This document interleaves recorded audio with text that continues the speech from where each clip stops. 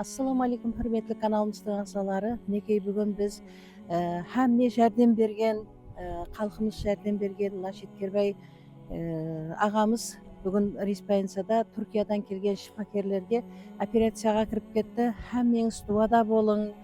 Құдайым сәтін салсын, қол жеңіл болсын врачларымыздың. Мәселен, біреу хажы сапарларында жүріпті. Сондай жақсылық қылып атқан адамдарымыздың һәммесіне рахмет айтамыз. Біріне мыңды берсін. Һәмме дуада болың.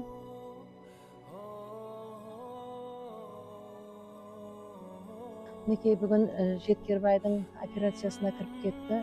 Мінекей бүгін Жеткербайды істеген Түркиядан келген шифакерлеріміз 2 күн ізбе-із адамдарды бейпұл операция істейді екен.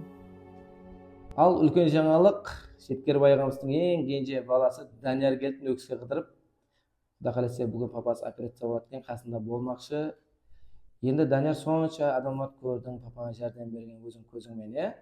Енді үлкейсең кім боласың, Құда қаласа? Блогер, сіздей үлкен блогер боламын, қиналып адамға жәрдем беремін. Молодец, счастливый қабыл дейді ғой. Бұлар бала 5 жастан дейді, Құда қаласа өзің көмектесеме yaxшы ма? Құда қаласа блогер болатын болсаң, өзім шәкірт қылып аламын сені. Түркиядан врачларымыз келді. Договор шартнамасын алдым. $27,000 $2,500 қарыз болдым. Құда қаласа оны бірінші күн тауып беремін деп уәде беріп не қылдым. Құда қаласа енді қазір операцияға кіріп кетті. Енді сіздерден қаржылай емес, дуада болып тұрыңыз, соранаман.